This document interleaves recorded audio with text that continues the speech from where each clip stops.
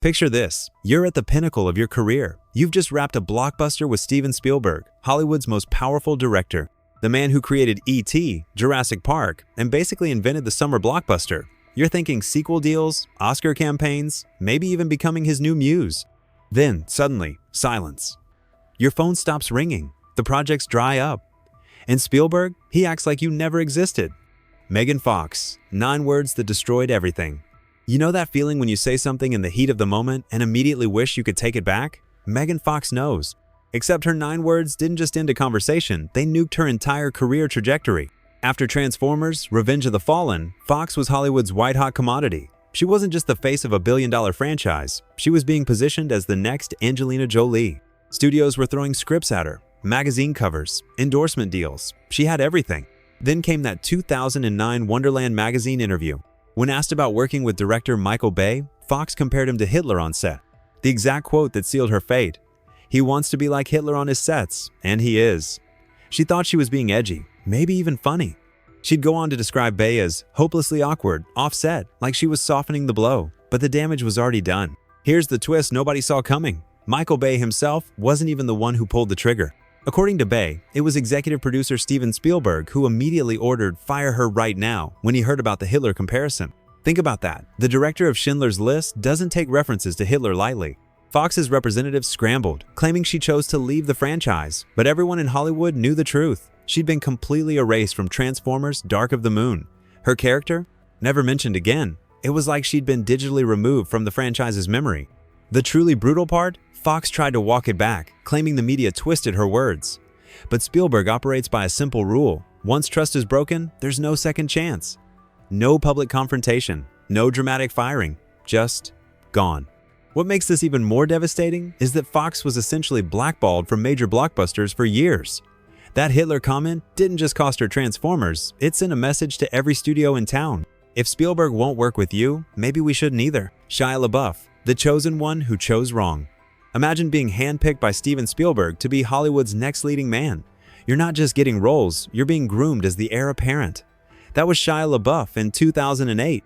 Fresh off Transformers, Spielberg personally cast him in Indiana Jones and the Kingdom of the Crystal Skull. This wasn't just another role, it was a passing of the torch. The film ends with Shia's character literally picking up Indiana Jones's iconic hat. The symbolism couldn't be clearer. This kid is the future of the franchise. Spielberg had given him the keys to the kingdom. Then Shia did something no actor in Spielberg's circle had ever done before. In 2010, while the film was still in theaters, LaBeouf went on a press rampage, publicly trashing the movie. But he didn't stop at criticizing his own performance. He said both he and Spielberg dropped the ball on the legacy that people loved and cherished, even singling out specific scenes like the infamous monkey swinging sequence as embarrassing. When Harrison Ford heard about LaBeouf's comments, he called him a King idiot, adding that actors have an obligation to support their films. But Ford's reaction was nothing compared to Spielberg's. The director didn't explode. He didn't make a scene. Instead, he had one conversation with LaBeouf that would haunt the actor for years. Spielberg told him, "There's a time to be a human being and have an opinion, and there's a time to sell cars." Translation, you betrayed the unspoken contract. You're done. What happened next was swift and surgical. LaBeouf was never invited back for another Indiana Jones film. When Dial of Destiny finally arrived in 2023, they didn't just recast his character, they killed him off-screen in Vietnam. A character once positioned to lead the franchise, reduced to a throwaway line about a dead son. The saddest part? LaBeouf later admitted he deeply regretted his comments, saying they killed his spirits because Spielberg was someone he'd looked up to, like a sensei. But in Spielberg's world, remorse doesn't buy you a second chance. Once you break that trust, especially publicly, you cease to exist in his universe. Christian Bale, the child prodigy who knew too much. Before Christian Bale became Batman, before he was winning Oscars, he was a 3-year-old kid who caught Steven Spielberg's attention. Out of 4,000 actors who auditioned for Empire of the Sun, Spielberg chose him. This should have been the beginning of a legendary partnership. But something strange happened on that Shanghai set in 1987. Bale wasn't your typical child actor. While most kids would have been thrilled just to be there, eating craft services and playing between takes, Bale approached the role with an intensity that unsettled everyone. He didn't just memorize his own lines, he memorized the entire script, everyone's lines, every single word. But here's where it gets uncomfortable. Bale didn't stop at memorization. He started giving other actors notes on their performances. This 3-year-old kid was walking up to seasoned professionals and suggesting different line readings. He'd question Spielberg's camera angles. He'd request additional takes when he felt the emotional beats weren't hitting right. Picture this: Steven Spielberg, the man who orchestrates massive productions with military precision, being second-guessed by a teenager. Spielberg commands absolute control over his sets, hundreds of extras, complex logistics, intricate shots, and here's this kid trying to co-direct. The film was a critical success, and Bale's performance was genuinely extraordinary. Critics called it one of the best child performances ever captured on film. But when the camera stopped rolling, so did the relationship. Spielberg, who typically nurtures young talent and brings actors back repeatedly, never called Bale again. Not for Jurassic Park, not for Saving Private Ryan, not for any of the dozens of films where Bale's intensity could have been an asset. Even when Bale became one of Hollywood's most respected actors, that phone never rang.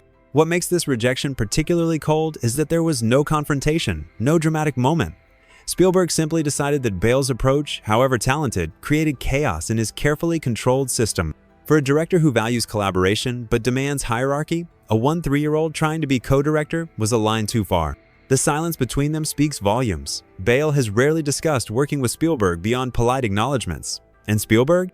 He acts like one of the best child performances in his filmography happened by accident, never mentioning the actor who delivered it, Sean Connery, when James Bond met his match. You'd think casting Sean Connery as Indiana Jones's father would be a director's dream. James Bond playing Indy's dad? That's not just good casting, that's cinema history. And for audiences, it was magic. But behind the scenes of The Last Crusade, it was war. Connery didn't show up to play a supporting role. From day one, he acted like he was co-directing. He didn't just want script changes, he wanted script approval. He'd challenge character motivations in front of the entire crew. He'd demand wardrobe adjustments that would alter entire scenes. This wasn't an actor interpreting a role, this was Connery trying to rewrite it.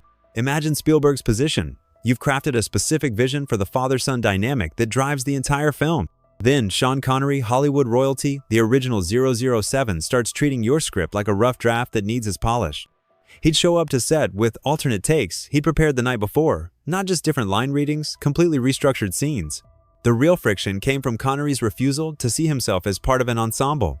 While Harrison Ford understood his place in Spielberg's machine, Connery saw himself as the co-author of every scene he appeared in. He wanted his character to have more gravitas, more dignity, more screen presence, even if it meant overshadowing Indiana Jones himself.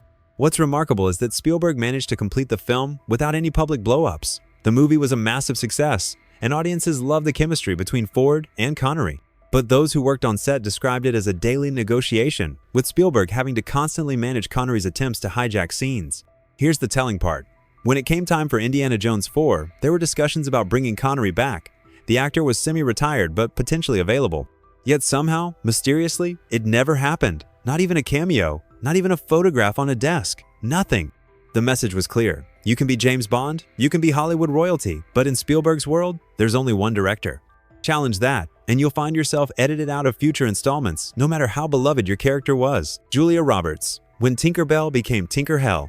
Hook should have been a fairy tale collaboration. Steven Spielberg directing, Robin Williams as Peter Pan, and Julia Roberts fresh off Pretty Woman as Tinker Bell. This was 1,991 Hollywood magic in the making. Instead, it became one of the most toxic sets in Spielberg's career. Roberts arrived on set in the middle of personal chaos. Her engagement to Kiefer Sutherland had imploded days before shooting. The tabloids were having a field day. And all that drama followed her straight onto Spielberg's meticulously planned production.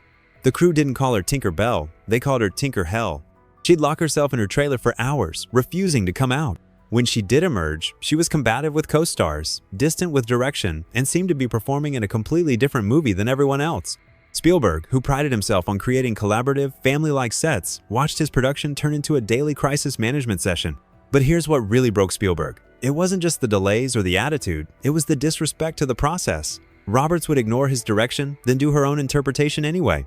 She'd show up late, unprepared, and act like everyone should adjust to her schedule. For a director who treats filmmaking like a sacred craft, this was blasphemy. The film limped to completion, and while it found its audience, the behind-the-scenes damage was permanent. When asked about the experience years later, Spielberg said something he almost never says about actors. If I had to do it again, I wouldn't cast her. Coming from someone as politically careful as Spielberg, that's the equivalent of a nuclear strike. Roberts' career continued to soar, romantic comedies, Oscar nominations, becoming America's sweetheart. But in Spielberg's universe, she ceased to exist. No cameos in his films, no mentions in interviews. When they've been spotted at the same industry events over the decades, witnesses describe the interaction as Arctic. What makes this particularly brutal is that Spielberg gave difficult actors second chances all the time. But Roberts had crossed a specific line. She'd turned his set into chaos. And for a director who views his sets as sacred spaces where magic is created, that was unforgivable. Richard Dreyfuss, the muse who disappeared. This one hurts because Richard Dreyfuss wasn't just another actor in Spielberg's roster. He was the muse, the golden boy, the face of Spielberg's revolutionary entry into Hollywood. Jaws, Close Encounters, two films that literally changed cinema forever, with Dreyfuss front and center. Spielberg once described Dreyfuss as having the perfect mix of charm, insecurity, and unpredictability. Exactly what he needed for his groundbreaking films. They were electric together, a director-actor partnership that seemed destined to define a generation of movies. But Dreyfuss had a reputation that followed him like a shadow, difficult, demanding, combative. On Jaws, he constantly questioned Spielberg's choices. During Close Encounters, he demanded script rewrites mid-production. He'd clash with other actors, challenge technical decisions, and treat collaborative filmmaking like a debate club. But in the 1972nd, when Spielberg was still establishing himself, he tolerated it, maybe even channeled it into the performances. Fast forward to 1989's always their third and final collaboration. By now, Spielberg was no longer the hungry young director willing to negotiate every decision. He was Steven Spielberg, period. And Dreyfuss was still acting like it was 1975, still questioning, still pushing, still treating their partnership like a creative democracy. After Always Wrapped, something shifted. There was no explosive confrontation, no public fallout. Dreyfuss simply disappeared from Spielberg's world. A man who had been central to Spielberg's rise, who'd helped define what a Spielberg film could be, was suddenly persona non grata. The silence is deafening when you consider the decades that followed. Spielberg made dozens of films where Dreyfuss would have been perfect. Character dramas, historical epics, even fun cameos in blockbusters. But the phone never rang, not once. When asked about Spielberg in interviews, Dreyfuss maintains a polite, almost nostalgic tone, like talking about a high school friend you've lost touch with. Spielberg barely mentions him at all, as if those revolutionary collaborations happened with a ghost.